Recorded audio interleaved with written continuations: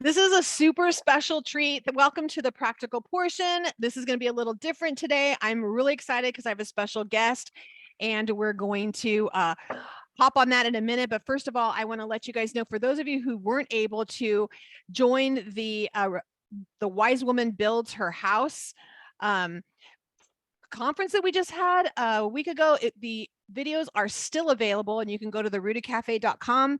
You can still get those. I'm going to tell you, wow. It's super powerful. There were 7 other speakers and myself. Personally, I spoke on that control freak and all of us. So if I have any control freaks out there, I need a shout out in the comments. That could be me, or I might know somebody. How about that? I know someone who might identify with that. So I talked about that, talked about some of the subtle things that we do that look like control, like where those drive-by looks like, oh, you're going to do that. And that's like the control we do as women and nobody knows. I want you guys to go in there and check that out, and would love to let me know some feedback when you're watching the videos. Go down in the comments and let us know what you love, because all of the instructors would love to get back to you on that. So, but today I don't even want to miss a minute here. So let's just go into I'm going to introduce someone you already know, because this guy is no stranger to us, right? He's no stranger to what's going on. And I'm going to let me see if I can pin him or spotlight him on here. So there we go. I'm going to pin both of us on here so you can see us at the same time, for those of you who have a big enough screen. So it is an honor. It is an honor right now to I'm going to tell you a little bit about him. So you might not know, but Ed is a Midwest kid, and he grew up strong, hardworking parents who were business owners. So you're going to know entrepreneurial spirit right there. But as a young child, he learned the values of hard work, customer service, treating everyone with dignity and honor, and he was brought up undisciplined. What? A bright but undisciplined child. I don't know. Maybe you'll see this in a minute. He was always challenged why and questioned by teachers and leaders. I can relate. This eventually became one of his strengths. And as he accepted Christ and began immediately leading the young and the old to the Lord, the wise served as fuel and focus as he accepted the Lord at 20 years old, to meeting and marrying the wife of his youth, Miss Hava Harris, at 22. And through over 25 years of ministry and over 20 years of pastoral leadership in the Messianic Jewish churches, Bet Messiah in St. Louis, Missouri, Beit Yeshua in Dallas, Texas, woot woot, HFF Dallas Fort Worth in Bedford, Texas, woot woot, while also in key leading positions in the Messianic Israel Alliance, the Hebraic Roots Network, Revive, Camp Yeshua, and other ministries have events across the country. His testimony is to the fact that he saves, the Father, he redeems, he restores, he heals, and he blesses his children. Can you tell I'm reading his bio here? So he's been super blessed to enjoy a 30+ year background in leadership development, pastoral care, 25+ years of training and background in process development, conflict resolution, supply chain, problem management, logics. I hear some things that may happen in marriages here. Conflict resolution, logic, business modeling, troubleshooting, technical leadership. He has done radio, he has done TV, he has done podcast. He has 26 years plus professional speaking and teaching and preaching. Good Lord. I can't even tell you. I'm so excited. One of the things I'm excited about, Ed, thank you for coming here with me today. Charlie, it's my pleasure. I'm glad that the Lord has put us together. It feels like I feel like I've known you for a long time. I'm glad to be here. Yep. We're brothers from another mother, brothers and sisters from a different mister. I don't know how you say all that. I don't know. But we have a shared adopted parents, right? Yep, we do. Charles Stallsworth, a blessed memory, and Miriam Stallsworth, still here with us, still kicking and strong as ever. Our spiritual parents, we share them, and just some kind of connection. When we first talked on the phone, I felt like, man, we know each other. There's just a kindred to that, and I'm really grateful for you.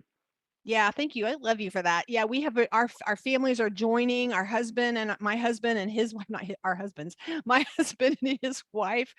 We're excited as we grow and get to know each other. I'm going to put a timer on because I feel like what's going to happen. We're going to just talk forever and we're not going to remember what time it is. I want to hear about first of all, how did you come to seeing Yeshua in Torah? Like, how did that happen for you? So since that's a very interesting story, and I don't want to take up the whole hour because I could honestly do that. So I actually just really became interested in the Lord, and when I had gotten tired of chasing girls, because that's what I did when I was young, is I chased girls and rode my BMX bicycle. Um, when I got tired of doing that, um, I got tired of all that stuff. And one night I just felt a despair come over me. And I didn't know the Lord, but I got on my knees in my room, went home, got on my knees in the room and said, Lord, I want to know you. I just want to know you. I want to know somebody. And this is the hooker. And this is the hook part, not like hooker like a woman sells her body or a man sells their body, but this is the hook. All right. So what happened was I said, I want to meet a girl that really loves you. I want me to go. And so about a week later, I met who would become Hava Harris. I met her, and whenever I get with you guys or we're in a fireside chat, I'll tell you the details. It's a really fun story, but I met her. She comes from a group of Israelites who love Jesus, who have been keeping Torah and loving Jesus since the 1890s. So, so I met her, Wow. and she has a very rich heritage, uh, historically documented in the U.S. Library of Congress. So these people are serious. They weren't called messianic back then. So the Sabbath keepers, Torah keepers, Sabbath keepers, but definitely that's how I learned. So I was like, I was I was kind of irritated when we were first courting because first of all, I didn't know what courting was.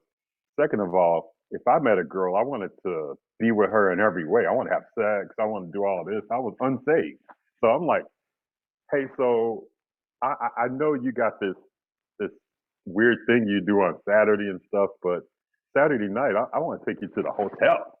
And she's like, no, we ain't going to the hotel. I like you. You kind of weird, but I don't know any hotels. We ain't doing that. I go serve my God. She's like on Saturday. I catch you Saturday night, and so I was just attracted to her. I thought like, and I think that same way to this day that she is like. I take pictures of her. We were at work yesterday, and I liked her pants, so I pulled out my phone and she bent over and was helping a customer. I went took a picture of her, and she said, what are you doing? I said, I got my picture for the week of your booty, and I'm so, I love that. I'm still, I'm still following and chasing the love and love her, but she is the reason the Lord used, my curiosity in life, to teach me not only about himself and is continuing to do that. Of course, he never stops. If we want to do it, he'll always teach us, but through my wife. And yeah, she's an amazing human being and I enjoy everything about it. But that's how I came to know Yeshua, come to know about the Torah. There's some other rich traditions of which she comes from that we don't practice. That are just like if you have any other Jewish tradition, they got kind of the way they do things. It seems kind of cultish for people who are on the outside; they don't understand. But I got to hang out with some really, really powerful people. And my dad was a powerful person, died on Father's Day last year. Oh, But he didn't. We weren't raised in the Torah, but the way he worked, the way he conducted his affairs, and I'm a daddy's boy, so I'm watching my dad. So when I met the men of the synagogue at my wife's congregation, and I saw all these other men, because people always talk about the black community. Well, where's the men? If the men would just do right, and I agree with you by and large, like that should be for all men. We need to be doing better about how we serve the Lord and serve our wives and live on example. I hope we could talk a little bit more about that. But yeah. like I look around and I'm in the synagogue and I see men, and all these men have their own businesses. All these men are guys that they don't carry any debt. All these guys are guys that every Sabbath you know where to find them. They shut their business down. The whole purpose for them having their own business is because they didn't want anybody telling them that they couldn't take the Sabbath off. Like Mm. this was the commitment. And so when I ran into some guys that were, I would call them spiritual or religious, but they were like my dad, who was this hardworking guy that would give his shirt off his back. I just felt the connection. And ever since then, I've just been on a quest to know more about the Lord and through the bumps and bruises, through my mistakes, through my pride, arrogance, being humbled over and over again, I'm more in love with the Lord today and my wife than I ever have been in my life. I love that. That's exciting. So we have a huge audience of women who watch, and I'm praying that you end up grabbing this and having your husband watch later, watch the replays of this. So ladies, I want you to see that it is possible that as you're walking this out, Ed, one of the things that we have a lot of women, and they'll say they have been advised, sadly, in their congregations or by leaders to say, well, if he's not walking Torah, if he's not doing this, he's making you follow pagan things, or they go on Oh that you yeah. need to leave him because you're not equally yoked and you need to leave him. And we're on the opposite end of that. So our training that we're doing in our discipleship with women here, the Ruta Cafe, we are training is that's your first covenant. And we're told we have biblical proof. If your husband is an unbeliever, if he's not walking in the ways of the Father, then you're to walk it out lovingly in front of him. And you're doing it in a loving way, not beating him over the head with it, but you walk it out lovingly and you honor what he needs to do. But at the same time, you don't have to, you love him. And here's proof right here. Mr. Shenanigans got the right woman, and she knows how to do. She just said, and she's walking it out right in front of him and see what happens. Yeah. And she didn't have to beat you over the head. No, she was very, we have a very blessed friendship. My wife's my best friend. Yeah. And so we started with that. Although I was full of lust and full of anger and full of pride and full of, all these different things. It was the way her and her mom and her dad, who was unsaved at the time, like it was the way they treated me. And that's what you're pointing out. That led me to want to have a deeper relationship. She was so tender with how she did. And so I would tell Charlie, so right now, I mean, for those ladies that are listening, I have 2 sons and I have 1 daughter. My daughter, I did her service. She's been married for 4 years. They have 2 babies. So I have 2 grandbabies, and 1 adopted grandbaby. So 3 altogether. And then we have the 2 sons. They're not married yet, but my middle boy, who's my oldest son, is getting married in March. And and I'll be performing services also as well. I never gave them any pre-marriage coaching. Now Jalen's taking some. I gave Asia a little bit, but they just watched. They watch you. And we teach more as caught than taught most of the time. Yeah, for sure. So just during our time right now, my son's just getting off work. His girlfriend's from the University of Houston, and yeah, we don't make up any fancy names. Oh yeah, she's your girlfriend. You treat her with honor and respect, right? So girlfriend's not a code word for like we can have sex and not are they courting? They don't. No, they just came in the room and I was sticking my hand to the side because I sent my son Matthew a text because he said hello. I said, hey, I'm on the podcast. I'm on a recording right now. So he came and gave me a pound. We got traditions. My dad gives me, before he passed away, every time he saw me. And this is not something we were raised in. But when he came to Torah and he came to know Yeshua, because he did all that, he would see me and we embraced and give me a kiss on the cheek. So guess what my sons do? One of them sons give me a kiss on the cheek and say, I love you. And the other one, they say, we got a special handshake. And so these are things that, like you said, we catch it. And, I don't have to tell these guys because I sit in a room with them and go, even though they're wise and they're watching, they're gonna make their mistakes. But they're watching mom and I work through things. And sometimes when I'm out of balance, which does happen, then I'm treating her in a way that doesn't honor the Lord. And that's really what I try to teach men is that if you truly want to honor the Lord, which is honoring Torah, because the Lord is the Torah, he's the living Torah, you want to honor the Lord, you honor your wife. And that has a lot to do with that I'm going to listen to what I say. I'll give you an example. We were doing a working lunch right before we had our meeting, Charlie. This working lunch, to start talking, and I realized that I had to repent at the lunch table because there are things that I was saying that I was not aware of. And this is a relationship with my best friend. I don't want to hurt you. I don't want to cause I don't want to cause I don't want you to have one concern. When you think about me, And this is what I teach guys, and this is what I try to live by. When you think about me, I want you to smile.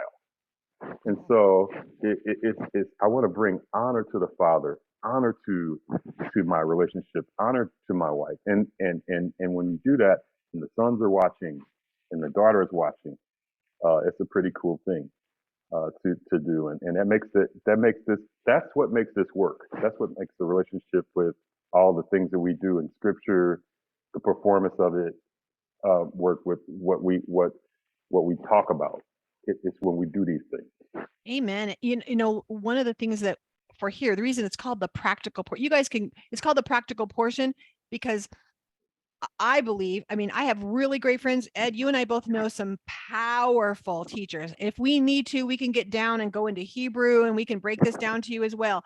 But you know what? If you can know all of that and you can't walk this out in your marriage, you can't walk this out in your friendships. If you can't walk this out practically in your life, we could go over this portion and go over, oh, this is what Yisrael and Yosef, and then here at Hebron, and this is the Hebraic breakdown of Hebron, and this. But if you cannot walk this out with your family, then you're what is it? A clanging cymbal, really. Yeah, just making noise. You're just making noise. So Yeah. You said something that caught my attention. And again, because we have a primarily female audience that listens to this. But I will pause on this. And here's a commercial. For those of you who don't know, if you go on, you want to go to the Rooted Cafe and you can find out about Grit, but we will also post in all the comments, we'll give you that band. You want to be on Grit this Sunday. You want your husband, it's not for you women, but for your guy, you want to give him and say, you need to be on this call. It's this Sunday, the 18th. It'll be at 6 o'clock Eastern Standard Time. So do the math wherever you live. 6 o'clock Eastern Time. Ed's going to be talking to the guys about marriage. So if it's that one time you want to be like, women, this is the time. And on our band channel, Grit, it's guys rooted in Torah, but they could be pursuing, curious, whatever. Just as long as you're not a Torah terrorist, you're allowed to be in there because we do have a delete button and we will use it. So we encourage you to come on. I will put all the information in all the comments anywhere you're watching this live. But you said something, Ed, to me that I wanted you to focus to the women listening because I think you can give a really good perspective. You said that Chava was so tender about the way she walked this out. Can you unpack that a little bit? Yeah. So, and that's the truth to this day. She would rather not talk about something and take it to the Father, which is certainly something that I've learned so much from her, than to come at me in a way that would create agitation. And she, just like you guys, just all you ladies out here, your husband. So if the goal is to push the hot button of the person that you're married to, y'all know how to do that. But if the goal is to make the opportunity that you have to connect with the Father, to glorify Him in the middle of life. By the way, as I'm making this so spiritual, in real game time, it's like you did not clean the doggone coffee maker. So that's how it shows up. Right. And or a bunch of other tasks that are rooted in ethics and morals and character development and the opportunity to grow.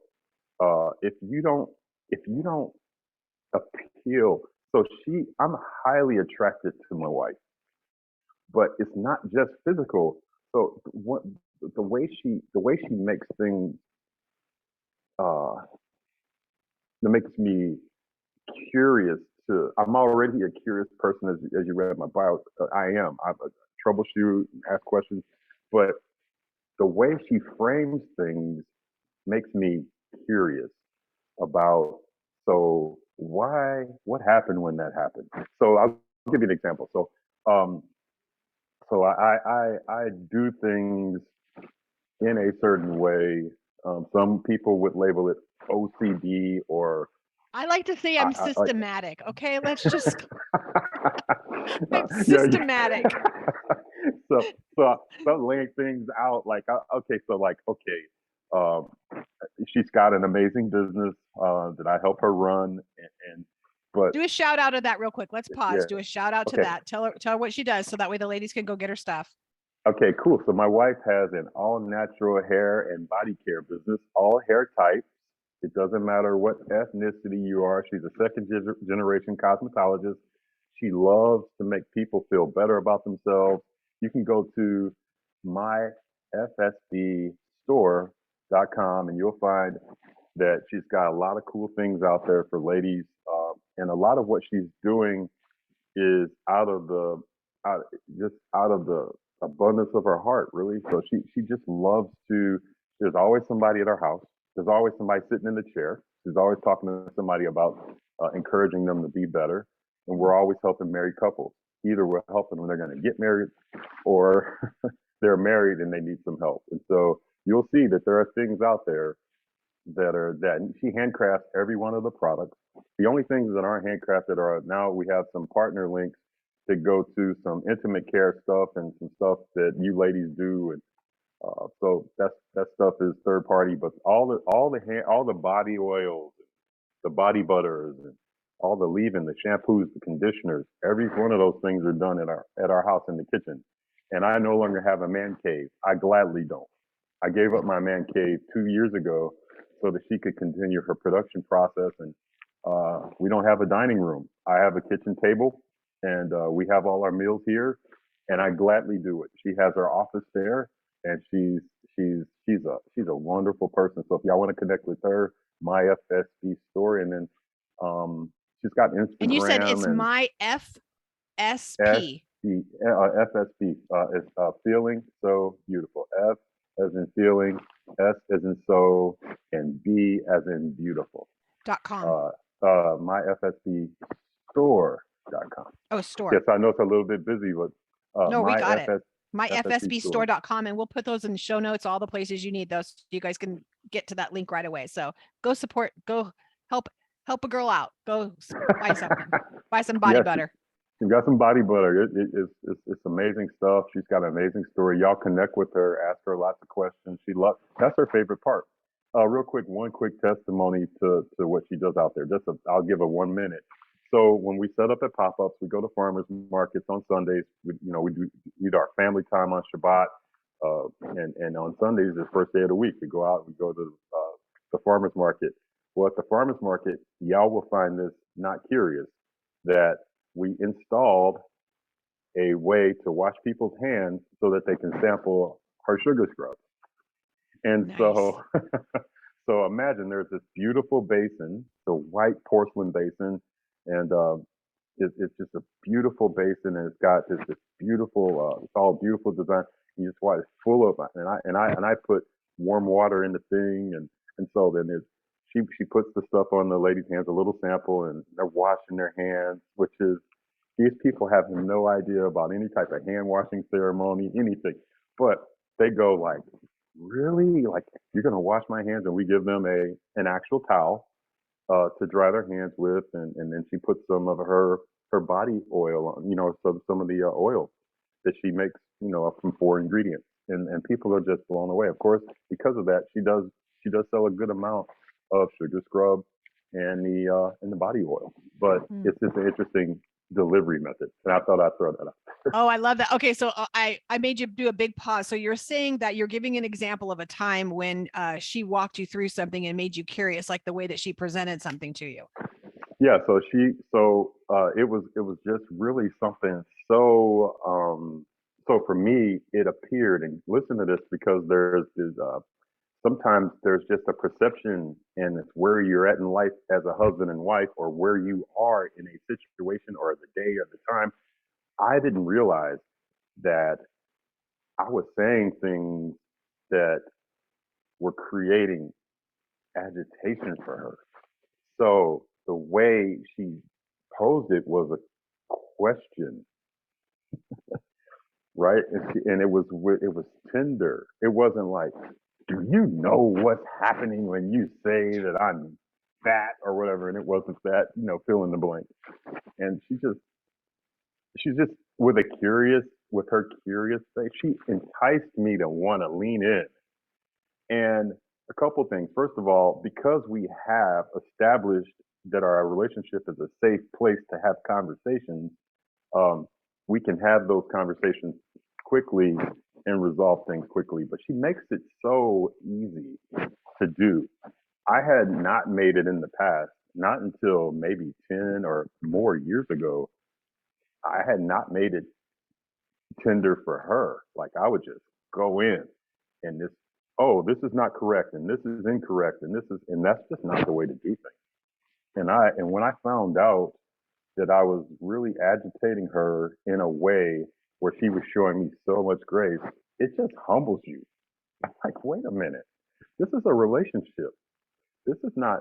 I'm not a servant just to you. We're servants one to another, and it's supposed to glorify the Messiah. And I always say, "Wow, you just did that like that." And she she had a little saying. So one of her sayings was with the kids because we ministered as you read the Bible for years to other people. But one of the things she said to me one time is just another example. Because she said, "Ed, you know, we've helped a lot of people, but in our household, I don't know that every day we made his name famous." Mm. And it's like she was lifting up and like I could see her like with the scriptures and the scriptures were like a delicious snack and a meal and a hors d'oeuvre and it was just a drink and Wow. just lay it up and said, only thing they hear us is we're just troubleshooting and one marriage to the next and you know, this guy and this operation is not running this thing right. You got to get there in the production, and we have to be on time for this, and we got to be on time for that. I just don't know if every day. I'm not sure, Ed, if we made his name famous, and I could see her lifting up his name, like the scripture, and the scripture is in her palm of her hand, and each side, like the book is hanging over, and I'm going like, oh man, that looks like a delicious. I I'm want that. salivating. I'm like, what? Yeah, just it's like what? Why are we not just? What do we do? And so I love that about her and our ability to connect on multiple levels, whether it's the goofy level, or she helps me get out of something. You know, she helped me get out of something because I served people for so long, and I had gotten kind of callous toward how people will treat you in the congregation, and I was a very visible person for much of my life, and that come with much scrutiny and judgment. Some of it was good, it's true, but some of Mhm. it was just painful to go through. And we were at a public event the other day, and she just and I started to have I don't know if I was just in the past or whatever, but she looked at me and she said, "Hey, what's wrong with your face?" Is it I your said, "I resting man don't." face? Yeah, yeah, and and then you know what? She just tapped me on my on my knee and said, "You know, there's nothing wrong. Like we're good. This is we're fine." And I'm like, "Yeah, that's right." You know, it's just you know, fighting back the man tears right there because she just sent a message so tender. So those are a Sweet. handful of examples that to talk about. Her approach is amazing, but it comes from really working in the relationship. And if she was on right now, she would tell you, now that's come from her. Like she is a ferocious prayer, Bible reading, intimate. She does not lay that at the feet of, hey Ed, you need to lead me. You know, we that reminds me, everyone, we have a whole week of a prayer conference coming up in March called She Prays that we're going to be sponsoring, Mm. and I'm going to be hitting Miss Harris up because we just want to go in and we want to teach women the simplicity of, I love that. It's like, I mean, you just like hit me in the heart. Like I'm doing all this stuff, but did I make his name famous? And Yes. oftentimes I'll be like, I don't care if you remember my name. I mean, it's hard to forget Charlie Brown, but if I don't care if you remember my name, I just want you to remember him. If I didn't bring him in the Mm. room, it doesn't matter what my name is. It doesn't matter, because if I left the room and all you remembered was my name, then I Mm. failed. That was a big fail.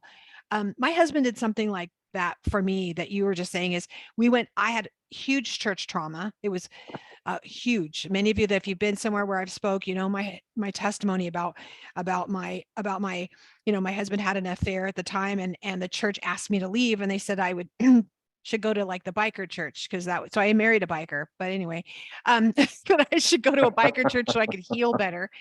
And I was on the pastoral staff and as the women's pastor of this large church, and the town was small. So they were like, yeah, you probably can't heal anywhere because everyone knows you. So you should probably you need to step down. But they were embarrassed. They just didn't want me there. But there was so much pain because I'd Yeah. given so much to this congregation and to the people, like blood, sweat, and tears, right? And it really, the bottom line is, did I make him? It doesn't matter what happens to me if I didn't make him Yeah. famous. I mean, just tell Hava, really, she just wrecked my world right now. But there was a point when the Father made me go back. Because there's Mm. sometimes I mean, we look at what's happening even as we're going through the Torah portion right now. We see that Jacob has to go back. Eventually, he has to go back and he has to face things. And I talked last week on here. I talked a lot about vain imaginations. That can you imagine what was going through their mind? And I was thinking, as the woman in the hair, or the women and all the women and coming along, and the teenage girls, we're taught to do this early. I wonder if they're thinking this, and we have this full monologues happening. I wonder if they'd say this, then I'm going to say this, and this happen. So I had gone through this full monologue of what was going to happen, and I was preparing, and I had to go back and be, because someone had invited me to something at that church. And I went back and it was tough. It was tough. And he just kept rubbing my leg, patting me, because he had to keep reminding me, because I have full resting face. I was like, I can do, but what happens now is I could go back and skip in there now. Yeah. That's pretty great. Well, I wanted to add, because it could sound like what I'm saying is like her equipping and everything, that she does not need me. There, that's not the right language. What it is she is putting the main thing that is the main thing. Yeah. Which is, instead of her trying to communicate to me about what I need to do, she spends that time with the Father. Now, if this was a group of men, I have some very specific language and some very specific things that we should do. And I'm gonna, spoiler alert for y'all, I'm gonna give you one, all right? Because, just because they're not here, we're here, we're gonna have a conversation, I can tell you. Jesus never complained about anything. He just didn't. So, and scene. So, wow. and I know with this audience, we use the Hebrew name Yeshua. Yeshua never complained about anything, right? So, spoiler alert for the guys, that one of those three things we talk about on the 18th is, what is it to be a man? So men don't complain. And we love to problem solve, but the problems we need to solve primarily. So I'm in point number 2. I don't even know if I'm giving the same points on the 18th now. He gave it away now. So I might have to give it. Point number 2 is that the number one person that we got to work on is us. And when we work on us, the way we work on us, I'm going to just continue to spoil, is a challenge. Most people, we act like most of the time when we're with people, and this is what I love about you, Charlie, I am not a young man anymore. So what comes with being over 50 is that there's this, I don't mean to say this, but I really don't care about people's opinion about me. Right? You don't care. You're just comfortable in your skin. You're like, Yeah. You're not trying to impress anymore. You're like, right. You're like, okay, do I look good? Yeah, I'm looking, I am got I an audience of clean? one. And do I I'm not smell clean, good? I'm but good. So, Yeah. so one of the things I talk about, and I do this with men and women, and so since this is a group of awesome women of virtue, I can say this. Have you ever sang a song? And this is what I ask guys, and I probably will do it on the 18th anyway. Have you ever sang a song to the Lord? And I'm not necessarily saying sing a song with somebody with a famous, with your favorite insert here, liturgist, or your famous, whoever's the psalmist, or if it's a famous artist that you really enjoy, worship artist. I'm not saying that. You can do that. But I'm asking, have you ever sang a song? And this is what I like to pause, because here are the comments I've gotten whenever I ask that question. I can't sing, don't know how, or I don't want to. So I've participated in a lot of Torah services. I'm talking about whether they're traditional or whether messianic, whatever. I've been church services. There's a way that men are, and the only way I know this is because I've been in an operational role, helping make sure sound and light happen, and you're focused on that, and you look out in the crowd while the worship is happening. And there's a guy out there, and he's got everybody's teared up and got their hands up, and 70% of people are doing that. But there's some guys out there that they're looking down, and they got the Bible, and they're reading. And you look up 15 minutes, and they're still doing it. There's a reason why that's happening. And so my question always is, have you ever sang a song, you and the Lord? Because if you sing a song to the Lord, something will happen. So the person that you're working on is you. But I usually go into, and I'm kind of spoiler alerting, so I'm teasing this point. There are reasons why we don't want to sing. So I always tell men, one of the closest ways that you can experience God is to go out in nature. So go out to a forest, field, go out to a lake or a stream early in the morning, where as long as it's safe, don't go out and get eaten by a bear or anything. We're not saying that, all right? So all my Montana friends, do not bring your bear spray, because we all have it. We all have bear spray. Yeah. You all got to have your bear spray. But if you go out to a solitary place, I've been out there, and you open up your Bible, and you start to ask for a chorus, ask for a hymn, and you close the book, or you keep the book open, and you say, as the deer panted after the water, my soul pants after you.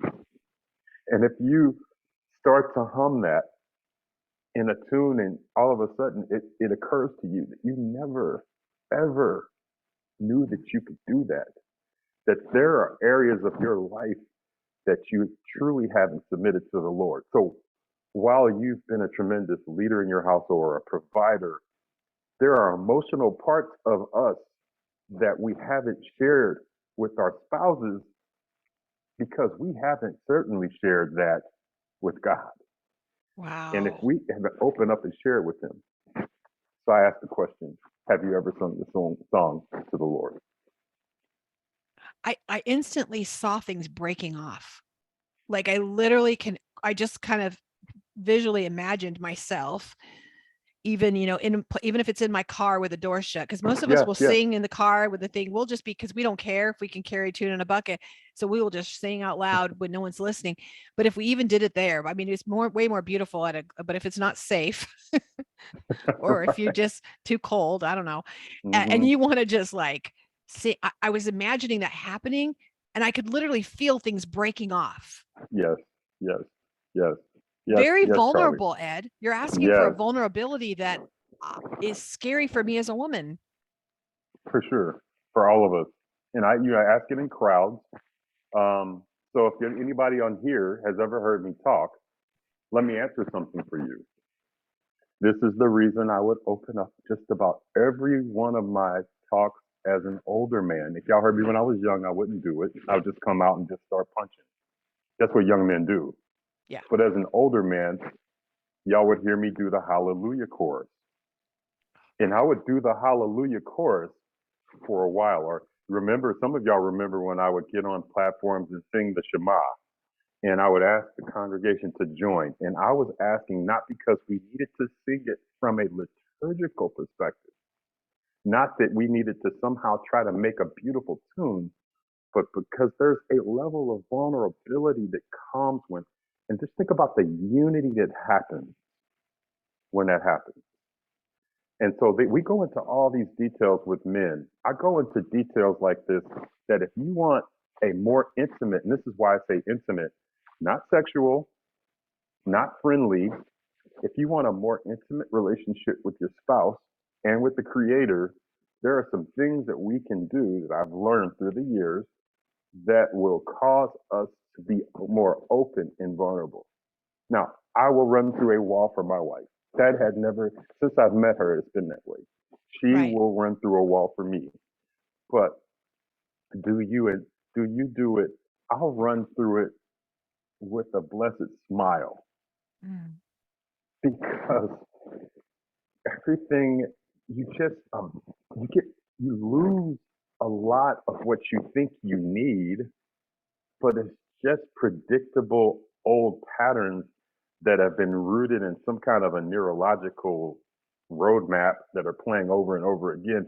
They're not really who you're designed to be. Yeah. And if we go on this journey called the soul, and we're going to have a tikkun ha-nefesh, if we're going to have our soul repaired, then every day there will be something or someone or multiple things where you can experience this this closeness. And I love it to get the Mm. birthday cards and the for those of you who do birthday, I don't bring me a gift. But when my children write these things, my wife, they write these things in cards, and you get to read that. You go, oh, Wow. that's the caught part. Yeah. So Oh, that's so good. I for those of you now, now you're thinking, oh, I'm receiving this as a woman. I know he's speaking as he was talking for men, but I'm hearing everything you're saying and I'm just flipping it for me because, one of the things that my husband and I will say to each other is I'm willing to fight a dragon for you, even if the dragon's me. And yeah, most of the time the dragon is me. Like I have yeah, to for sure. fight that enemy of my own soul. I have to fight my own nefesh. I have to fight all that myself because sometimes I'm the dragon and I have to fight my dragon for you, Mm, you know. yeah. And sometimes it comes in as so many different, it looks like so many different things. And right now finishing up this book, it's not my weed to pull. It's all about that spirit of control where I'm constantly looking over to see, what's over in your garden? I'm trying to pull this weed. And in Yeah. the middle of pulling that weed, I leave a hole. I just destroy everything all around, Mm, as opposed to you're talking about Hava with this beautiful gentleness as she can come in and actually just might point the weed out, but from a question like, oh, were you intending to have that there? And not from a passive aggressive way, but actually a wow. sweet and gentle way. We have really been ignited in our home and about the Azer Conegdo. Like Oh yeah. as a woman, a lot of times, and my husband, reading Skip Moen's book, Guardian Angel, he jumped into it and he was like, this is powerful. And we have a lot of women in here who it's difficult for them to say, they think, well, my husband's not the spiritual leader of my home. And we're trying to change a perspective. Like you're both the spiritual leader of your home. As the Yeah, for sure. Isha, you put that hey at the end of your name. That means you lift the window up and you bring revelation into your house. It's Come on. powerful. Come That on. is That's their good. connecto, that opposing force is Yeah. holding each other up. And sometimes it's standing in front of the person saying, hey, what's going on here? And we have to do that because it's an opposing force. But that power as a woman, it's a warrior Mm. position. Oh yeah, for sure. Yeah, and you all have that, and most women wear it well. But there's a difference in having it as a survival mechanism Mm-hmm, mm-hmm. versus having it as a part of the armament. Oh, that's So so good. Say that again. so It's different than having it as a survival mechanism that instead of the having it armor. Mm. as being a part of the armament. So if it's a part of the armor, this is it's tactical. It's what it's so sometimes we need to use the force. As their connecto is all about that there's a helper against him but there's also that military ally, right? Mm-hmm. So there's ideas with that. So I think I just lost my headphones It because sounds actually better. So go ahead. oh Yeah. nice. But so in these different pieces, um, I like sports analogies. I won't go into one, but if you're playing the wrong position and you need to be in a different position, it could create an exposure that's unneeded. Right. Right. And so what our hope is always to leave people in a position that empowers their relationship. I had a guy, y'all, one time that told me, well, I haven't had sex with my wife in 6 months. Well, um, obviously, so your goal is to have sex with your wife. So that's admirable.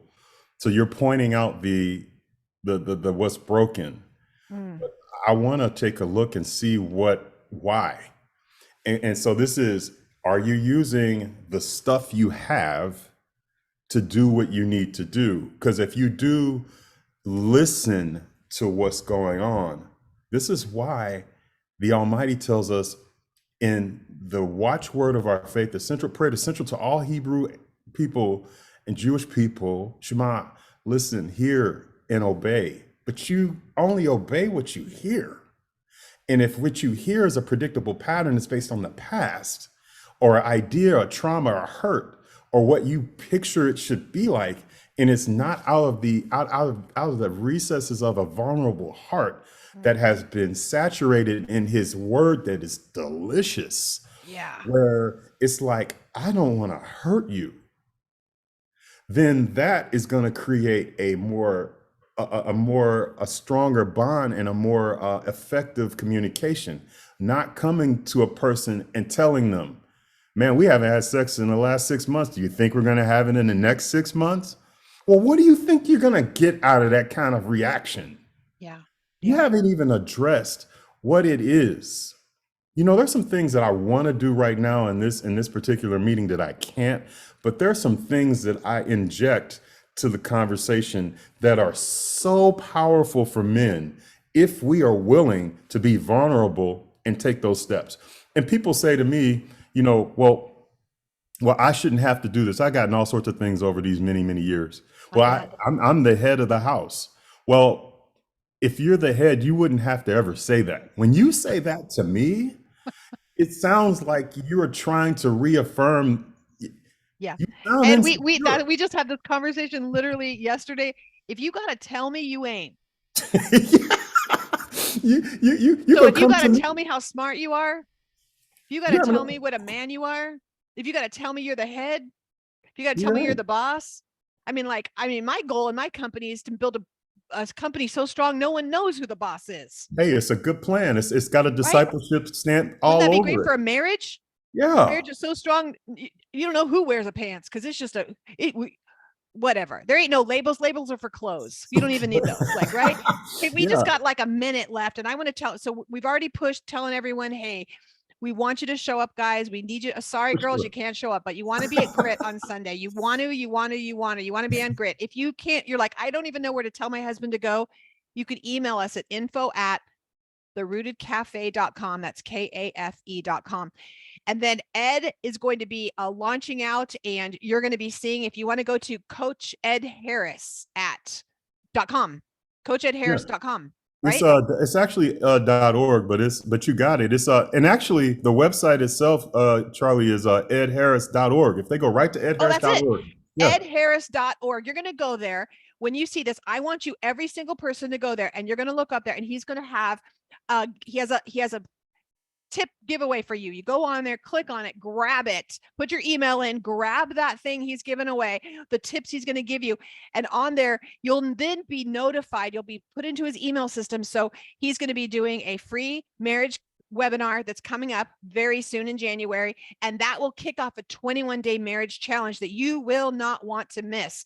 So everyone stop. You're going to stop listening. You're going to go to edharris.com and you're going to go .org. grab that, get yourself, because part of that is him. You're going to get that. He's going to have your email. So then he can make sure you subscribe to his email So you get notifications when this happens. You don't want to miss it. You want to tell all of your friends to go there and grab all the things. Ed, EdHarris.org. so blessed. So blessed. Thank you. Thank you. Thank you. Thank you. Thank you. Thank you guys, man. I really appreciate the time. I enjoyed it. Went quick. It went quick. See you guys next week.